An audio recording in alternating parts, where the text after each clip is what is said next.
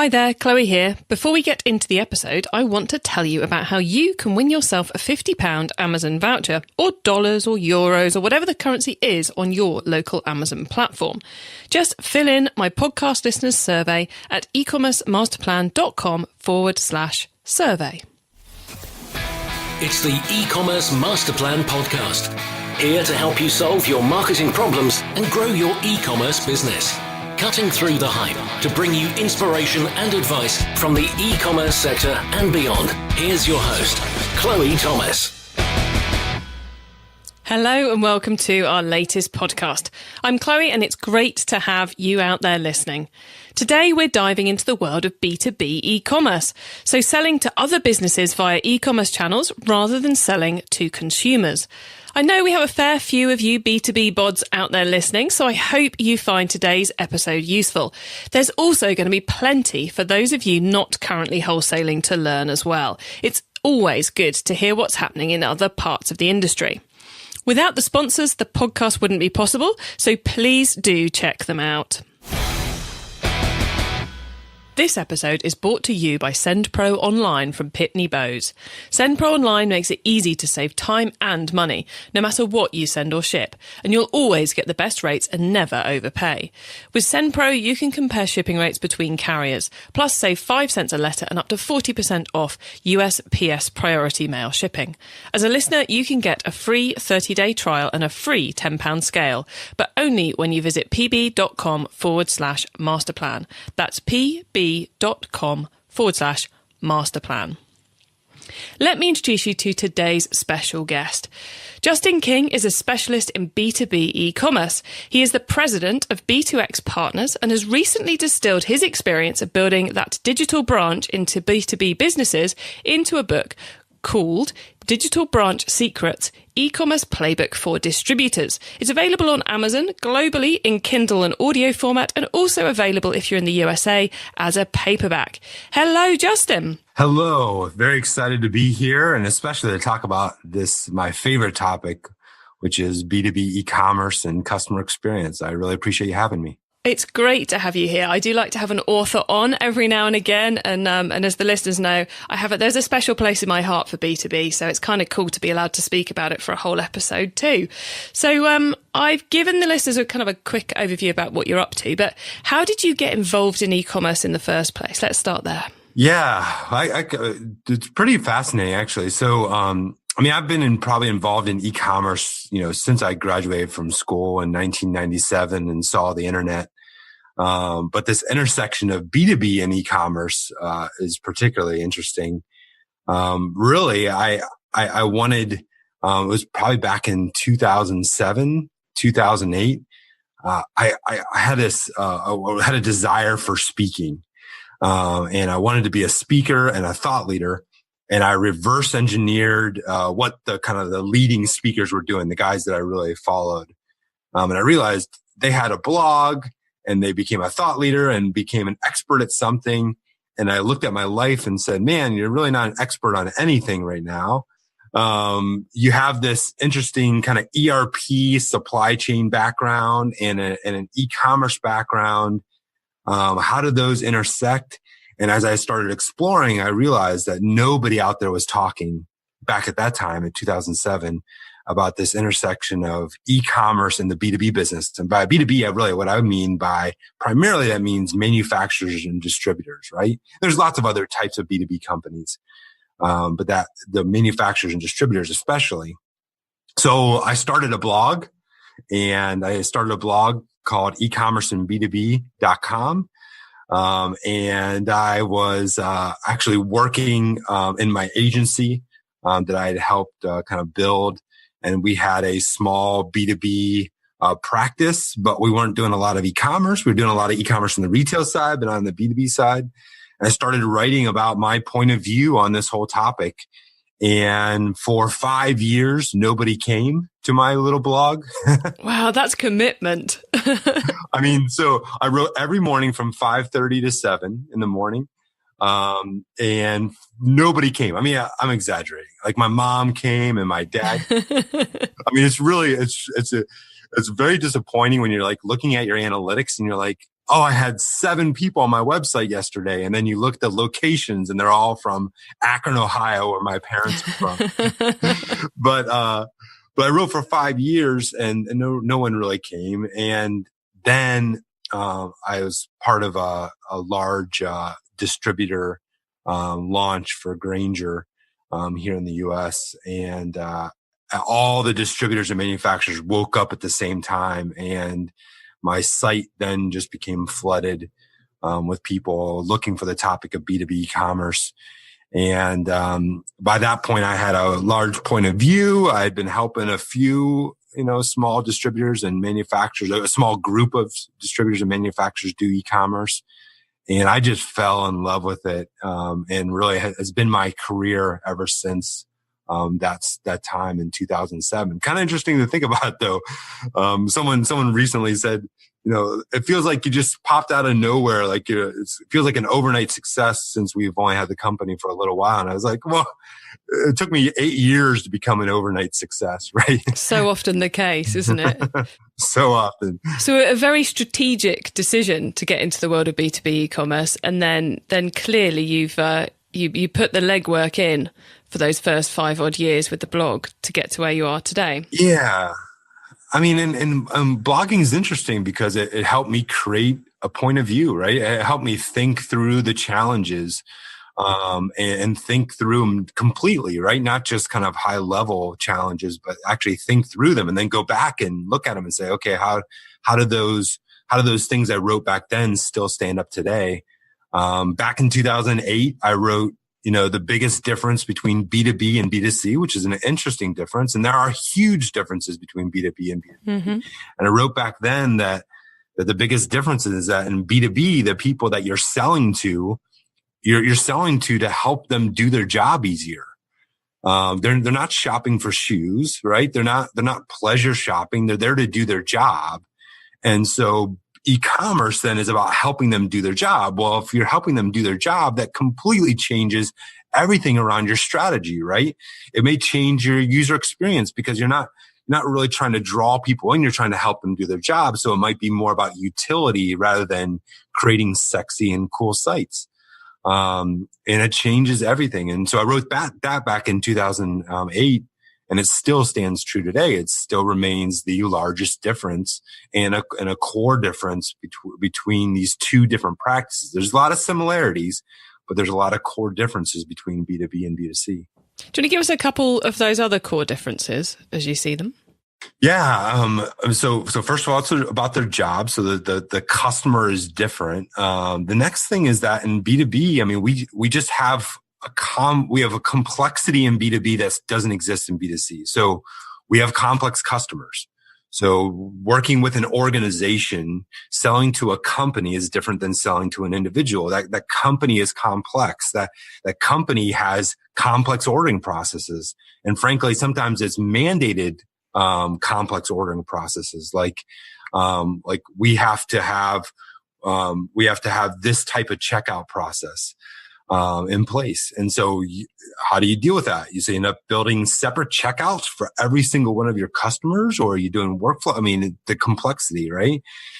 We have complex products. So in B2B, I mean, most of our customers have tens of thousands of products, if not hundreds or even millions of products. I have a customer with 8.5 million products that they sell.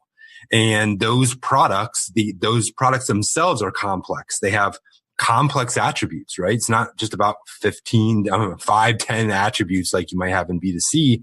We're talking about sometimes 30, 40, 50, 60 attributes per product, which makes search and navigation and actually finding that product a lot more difficult. The products themselves can be complex and even expensive, right? So you could be selling something that's worth $10,000 or $100,000. We recently had a customer that sold a $100,000 product on their website. Wow. That blows the mind, doesn't it? Well, that's right. And if you're selling $100,000 product, by the way, look, imagine your average order value. Yeah. There's a bit of a spike there. Quite like our average order value went from $1,000 to $60,000. How did that happen? And why is our payment gateway annoyed with us right now? But when you sell a complex product like that, I mean, so it doesn't have to be exaggerated as $100,000, but imagine selling a $5,000 product or a $10,000 product, right? The amount of decision making that goes into, is this the right product that I want to buy, right? I'm looking at a product detail page. Is this the right product? And how do I determine that it's the right product? And the amount of product information that has to be displayed on a product detail page goes well beyond the description, a couple attributes and a couple images, right?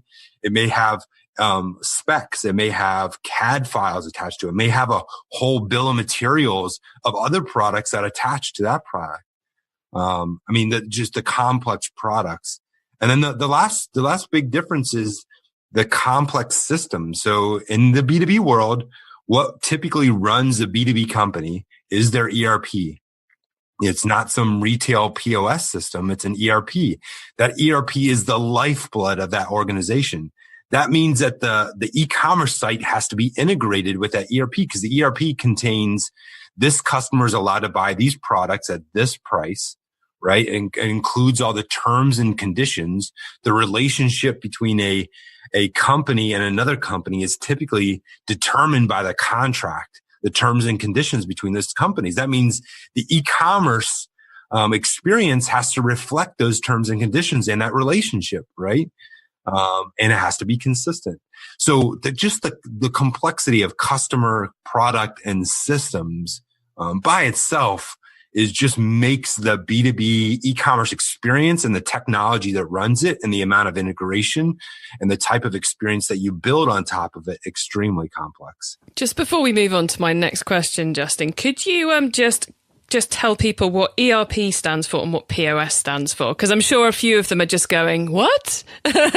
Yeah, I know, absolutely. So POS is point of sale system. So you think of it as the cash register for most retail companies. B2B companies a lot of times don't have a POS. That's not what runs their company. What runs them is what's called an ERP, an enterprise resource planning. It contains all the information about their supply chain. It contains, hey, we've got this amount of inventory on our shelves. We have this amount of inventory coming in from our suppliers. We've got this amount of inventory that's already promised to these customers.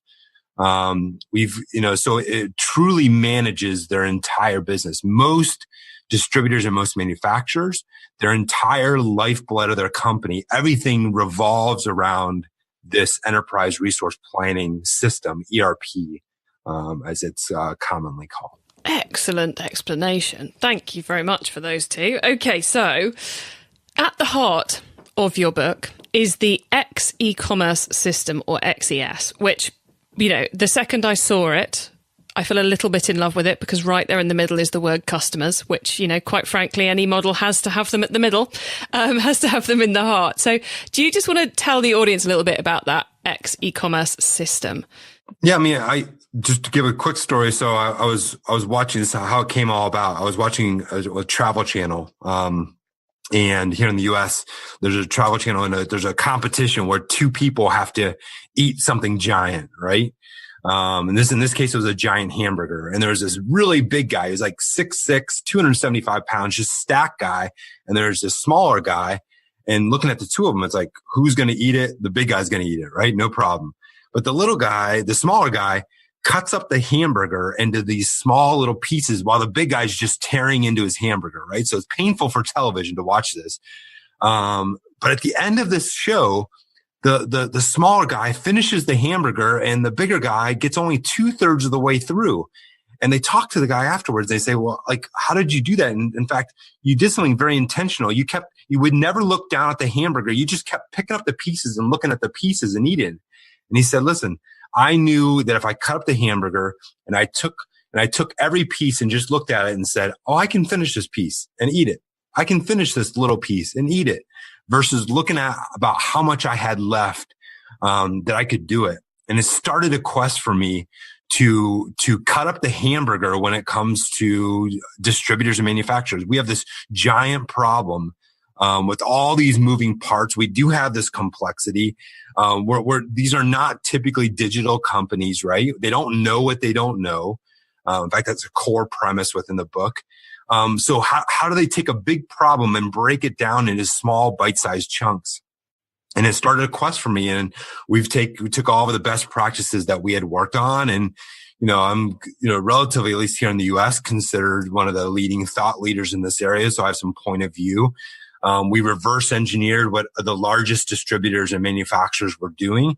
And we created the eCommerce system as a system or a framework. And it's the sole purpose of it isn't to say that this is your system and framework. It's to say, hey, this is a reasonable way for us to break down this large problem of e-commerce into small bite-sized chunks so that we can cut the hamburger and finish it, right? But over a period of time. And it's a relatively low resolution look at it, right? If you increase the resolution and go to high resolution, every one of these pieces then becomes its own set of pieces, right?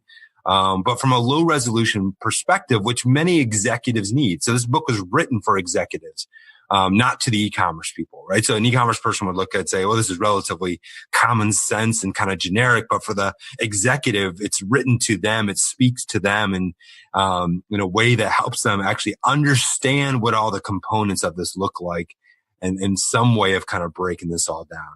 So I suppose that kind of makes it the perfect book to give your boss if you're trying to persuade him to launch that digital branch to the wholesale or distributor business.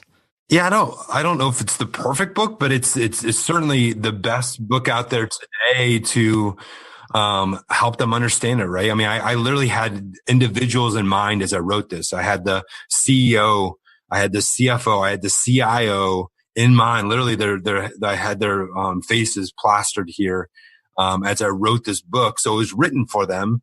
And I think it's, at least for today, the best way of communicating, especially for distributors. I mean, the word digital branch, at least here in the US, is the word digital branch. A branch is a location for a distributor. They call their locations branches. They don't call them stores, right?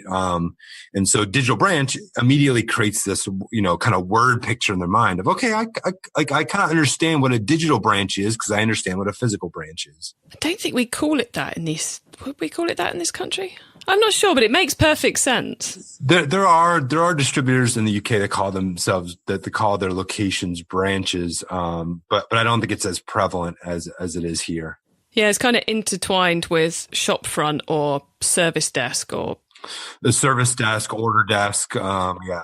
And then once, in the book, once someone's understood the eCommerce system and then they work their way through each of the different parts of it, you then make a really interesting point when we get to chapter 10 about the 5 phases of XES maturity, which I thought was a really interesting way of kind of looking back on the process you've just taken people from. So you just want to tell us a little about those 5 phases as well, please? Yeah, I mean, I think the eCommerce system is a good way of kind of, these are all the components that are needed, but it doesn't talk really to, okay, like if I'm here, what do I do with the XES, right?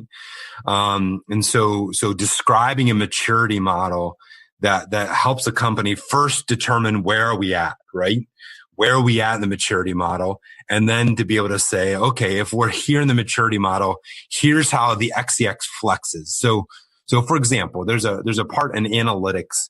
Analytics is a part of the eCommerce system. Well, analytics, when you don't have an e-commerce platform, makes no sense, right? Like there's the only thing we're going to say is set up analytics, and here are the basics for analytics that go beyond kind of page views, right? Here are the general KPIs you should look at. If you're transitioning from getting your customers to adopt and use the site to acquiring new customers, well, analytics and the optimization that you want to do that, analytics plays a very, very big part, right? And so the eCommerce system has to kind of flex, and parts of it become more important depending on where you're at in the maturity model. So we talk about kind of 5 stages. Foundation is that, right? Build the foundation so that you can mature, right? But most companies that we deal with, honestly, I think most companies in the world that are in B2B are in that foundational stage. And you could also categorize that as 0 to 10% of your revenue coming through online. That's another way of looking at that. Then we look at customer adoption. From foundation, now we want to get our current customers actually using the site, right? Often this is a tool to help our current customer base. It's not to acquire new customers necessarily. It's to help our current customers. And then stage 3 is about repositioning so that we're not just doing customer adoption and for our existing customers, but it's also a growth engine, an accelerant inside of our business where we're allowing e-commerce like we do in the retail world to double our business, right? We don't just want 20% of our revenue coming online. We want e-commerce and digital to double our entire business. And to do that, we have to reposition ourselves to move into an acquisition stage. And then the last stage is innovation. And frankly, there's not a lot of information about innovation in the book because we haven't found many or very good examples of what innovation looks like in the B2B world today. Oh, so there's plenty of scope for people to reach that point of perfection then. Lots. I mean, I think we could safely categorize, a large percentage of companies, over 50% certainly, that are in just those first 2 stages of foundational and customer adoption, which is very different than the retail world, right? Where many companies are able to do things uniquely and they embrace it, and they've been doing digital e-commerce for 5 to 10 years. It's just not the case in distributors and manufacturers. E-commerce Master Plan is supported by some of the greatest companies in the e-commerce sector. Here's a reminder of who they are. Shipping is complex. Now there's a better way to manage it all. Send Pro Online by Pitney Bowes. Easily compare USPS and other shipping options, print labels and stamps on your own printer, track all shipments. Plus, despite the USPS post rates increase in January, you'll still get great discounts on USPS priority mail shipping and get 5 cents off every letter you send.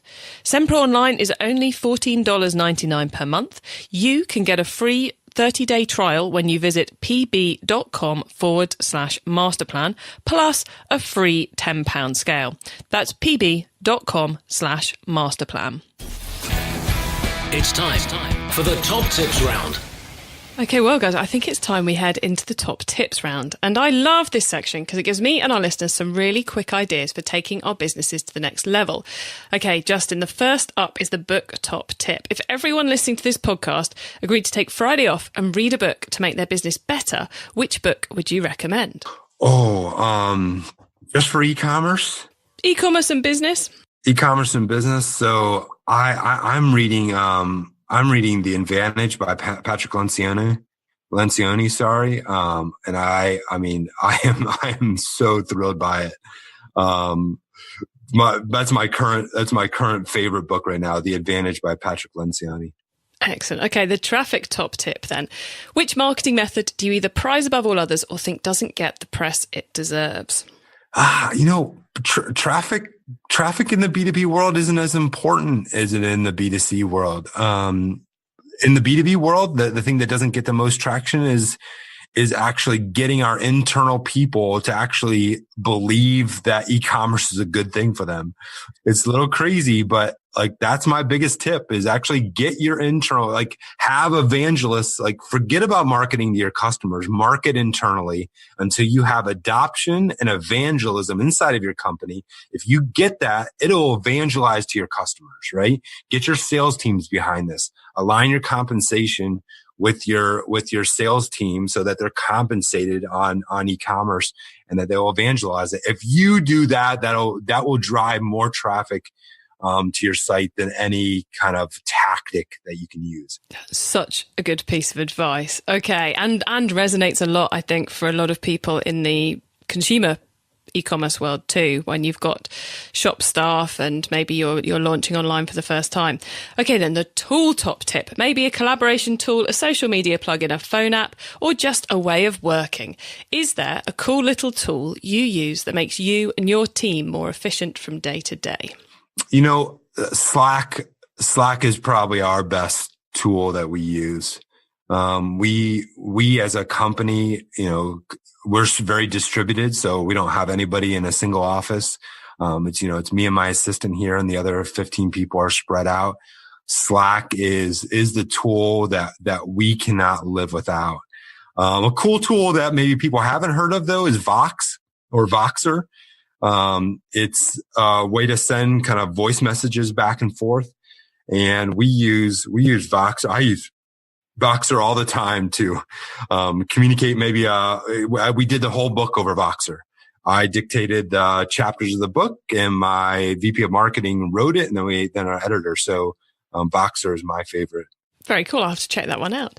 Then the growth top tip. If you met someone today who's focused on growing their e-commerce business, B2B or B2C, from 100 orders per month to 1,000 orders per month, what would be your number one tip for them? You can't do it like that. You can't do it with those basics. You have to break the problem down. Meaning to go from 100 to 1,000, you have to know all the levers you need to pull. So in the B2B world, it's about, I have to get someone registered. That means I have to increase registrations. That means I have to increase people using the site. I have to increase first orders. I have to increase second orders. There's levers that need to be pulled. You break that problem down into smaller pieces of this leads to this, leads to this, leads to this, and then brainstorm each one of those separately. If in the B2B world, if to get an order, you have to have someone registered, that means you have to be able to increase registrations. And so you can just deal with that problem. Like, how do we get more customers to register? That's an easy problem. That's a lot easier of a problem than to say, how do we go from 100 to 1,000? Then you say, how do we get people that are registered to just start using this site? Well, we could probably brainstorm 1,000 ideas there. And so break the problem down. Otherwise they become tactics, instead of levers.